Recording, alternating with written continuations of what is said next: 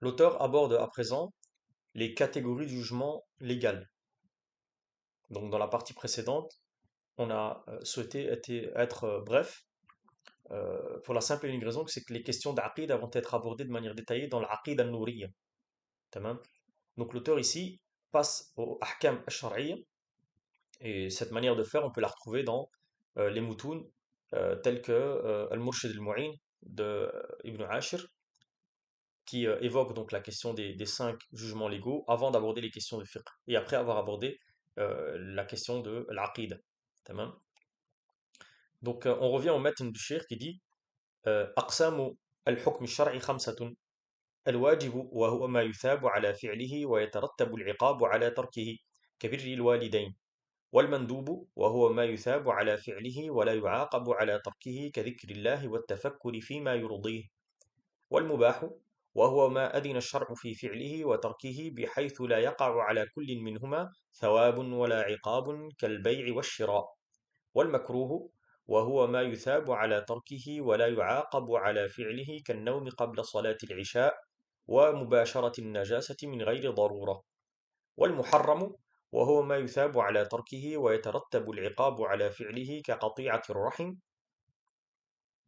ونقف عند هذا الحد.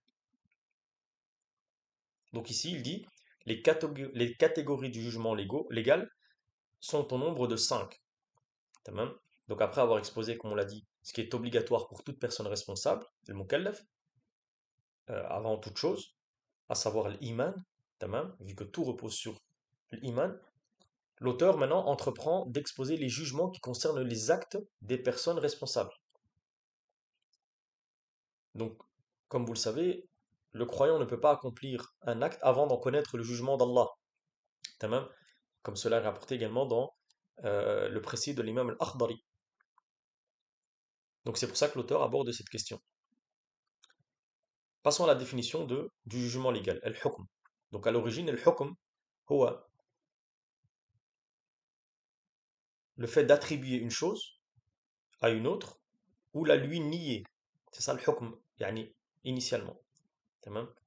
Et le hukm se divise en plusieurs catégories. On va avoir le hukm al-aqli, ce qu'on pourrait traduire par le jugement rationnel. On va avoir le hukm al-adi, le jugement habituel ou conventionnel ou cosmologique. Tamam. On va avoir le hukm al-hissi, le jugement qui relève des sens. On peut également trouver le jugement al-istilahi, le jugement conventionnel par rapport à une thématique. Et on va avoir également donc celui qui nous concerne, al-hukm al-shar'i. Donc c'est ce dernier qui est visé par les propos de l'auteur. Et c'est pour ça qu'il précise aqsamu al-hukm al-shar'i. Tamam. Et les spécialistes des fondements du droit définissent le jugement légal comme yani al-hukm al-shar'i comme khitabullah, le discours d'Allah subhanahu wa ta'ala relatif aux actes des personnes responsables sous la forme d'une demande, d'un choix ou d'une disposition.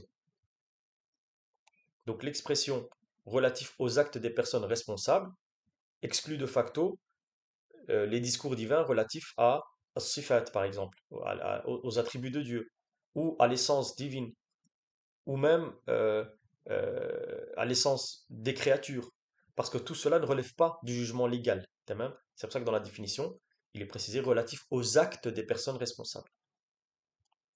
Donc il dit également dans la définition, sous la forme d'une demande, ce qu'on appelle en arabe al-iqtida. Et al-iqtida désigne le fait d'ordonner ou d'interdire. Donc il y a une demande, même une injonction à faire ou ne pas faire. Et elle se divise en deux catégories, la demande d'accomplir un acte et la demande de s'en abstenir. Et donc la demande d'accomplir un acte, elle peut être soit de manière impérative, ce qu'on va appeler al-wajib, l'obligatoire, soit de manière non impérative, c'est ce qui va être le mandoub, ce qui est fortement recommandé ou recommandé.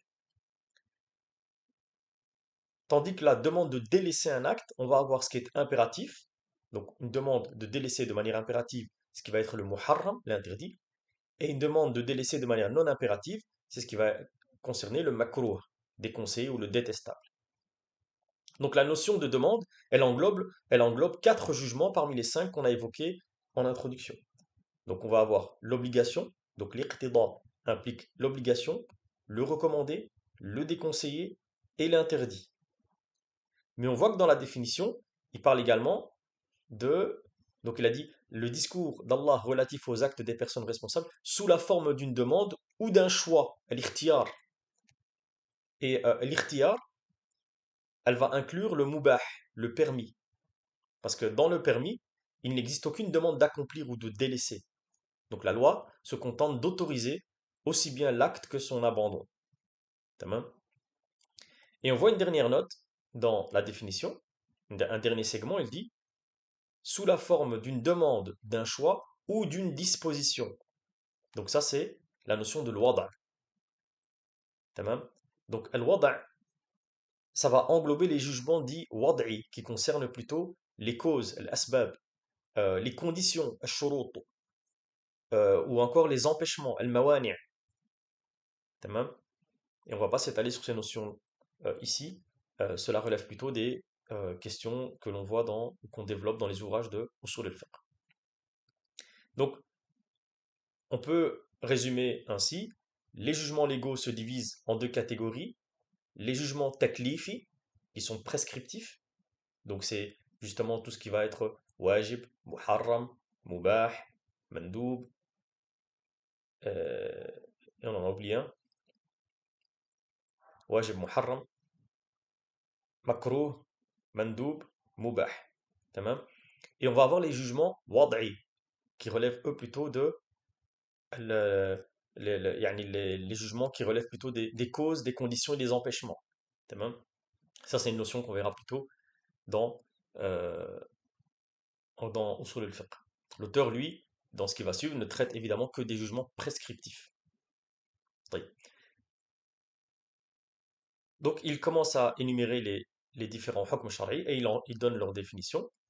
Il dit, l'auteur, donc Cheikh, il dit, l'obligatoire est ce dont l'accomplissement est récompensé et dont l'abandon entraîne le mérite du châtiment, yani implique le châtiment, comme la bienfaisance envers les parents. Ici, vous savez, il y a plusieurs manières de définir les notions. Ici, l'auteur, il définit les jugements légaux en mentionnant leurs conséquences et non leur réalité intrinsèque. Tamam. Yani, il définit les choses par la conséquence et non par la réalité intrinsèque. Donc c'est ce qu'on appelle dans Ilm al-Mantiq une définition par les propriétés, par rasm. Tamam. Donc il s'agit d'une définition par les propriétés et non d'une définition essentielle, yani par le had. Vous savez, il y a plusieurs manières de définir les choses. Soit on le fait par rasm, par ses propriétés, par les conséquences, etc. Et, ou bien par une définition par l'essence, par la réalité de ce que c'est, de manière intrinsèque. Et ça, c'est al-had. Tamam. Donc là, si on veut une véritable définition de l'obligatoire, c'est-à-dire par al-had, c'est ce que le législateur a demandé d'accomplir de manière impérative. Tamam. Et il en est de même, donc l'auteur, lui, va agir de la même manière dans les autres catégories. Très souvent, lorsque le rasm est utilisé aux dépens du had, c'est parce que le rasm est plus descriptif. Et donc, il permet de mieux saisir, surtout pour euh, l'étudiant débutant, de mieux saisir les notions. Tamam. Donc, l'obligatoire est ce dont l'accomplissement est récompensé et dont l'abandon entraîne le mérite du châtiment, yani implique le châtiment. Donc ici, il dit entraîne le mérite du châtiment plutôt que est puni. Pourquoi? Parce que le châtiment, il peut être mérité sans nécessairement être effectivement appliqué. Yani si Allah subhanahu wa ta'ala, il décide de ne pas appliquer le châtiment, eh bien, il ne sera pas appliqué quand bien même la personne le mérite. Et c'est pour ça que la définition elle est assez précise. Il dit ce dont l'accomplissement est récompensé et dont l'abandon entraîne le mérite du châtiment. Et il n'a pas dit est puni. Prenons l'exemple de la bienfaisance des parents, qui est cité ici. Celle-ci est obligatoire et elle est même l'une des obligations les plus grandes. Tamam. Donc celui qui l'accomplit sera récompensé. Celui qui la délaisse, eh bien, il aura mal agi et il est soumis au châtiment. Donc il mérite la punition. Alors ensuite, Allah pourrait le punir comme il pourrait ne pas le punir. Ensuite, il passe au recommandé. Al-Mandoub, il dit le recommandé est ce dont l'accomplissement est récompensé sans que son abandon n'entraîne de châtiment. Et puis ici des exemples. Tamam. Donc ici, on peut dire par exemple l'évocation d'Allah, le dhikr, ou bien le tasbih, ou le tahmid, le tahlil, la récitation du Coran. Tamam. L'auteur mentionne également la méditation sur ce qui plaît à Allah subhanahu wa ta'ala. Tamam. On a dans une autre version, ou dans d'autres versions du Matn, la méditation sur ses créatures. Tamam. On voit que c'est proche, mais voilà, il peut y avoir ici des petites nuances au niveau des nusra. Donc tout cela relève des actes recommandés. Donc c'est ce pourquoi on va être récompensé. Et si on le délaisse, s'il y a abandon, eh bien, il n'y a pas de conséquences qui entraînent donc un châtiment. Ensuite, le permis, al-mubah, l'auteur le définit comme étant ce que la loi autorise aussi bien d'accomplir que de délaisser. Donc le permis finalement ne comporte aucune demande, il ne fait pas partie de l'iqtida, et c'est pour ça qu'on a dit qu'il fait partie du choix, al-ikhtiyar. Donc il consiste simplement dans une autorisation égale d'agir ou de s'abstenir. Tamam.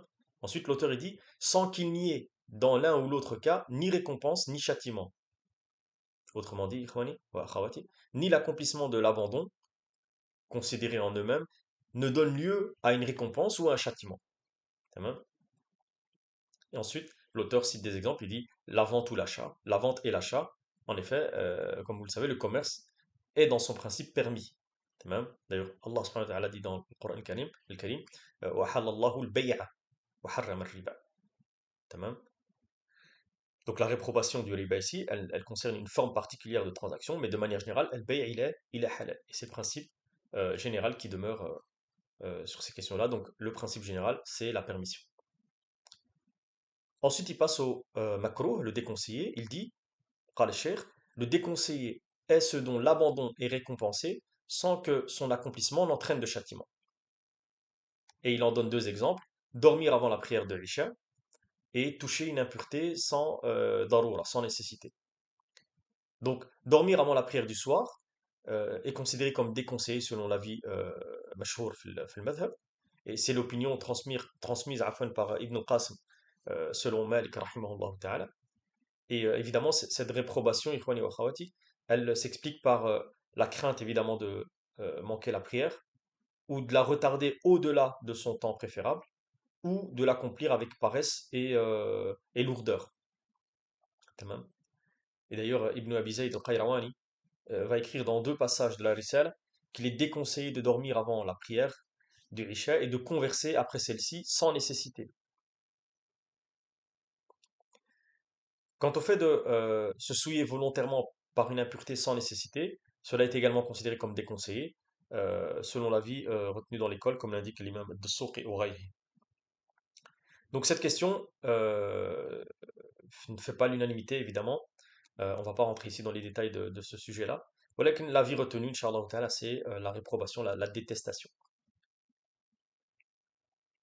Ensuite, l'auteur passe al muharram, donc le dernier de ces cinq ahkam shari'iyya, selon la hiérarchisation de l'auteur. Il dit, wal muharram, l'interdit, c'est ce dont l'abandon est récompensé et dont l'accomplissement entraîne le mérite du châtiment. Comme exemple, il cite la rupture des liens de parenté. Donc, la rupture des liens de parenté fait partie des interdits de sharia, parce que celui qui la pratique, celui qui finalement abandonne les liens de parenté, ou celui qui pratique la rupture, ça veut dire la même chose, hein, eh bien, il commet un acte interdit et il mérite donc le châtiment. Tamam. Nas'alullah subhanahu wa ta'ala an yahfadana. Nous implorons Allah subhanahu wa ta'ala qu'il nous préserve, nous et vous-même évidemment, de tout ce qu'il a interdit. Wallahu ta'ala alam. Wa sallallahu sallam ala nabina Muhammadin wa ala alihi wa sahbihi ajma'in wa akhiru da'wana anil hamdulillahi rabbil alamin.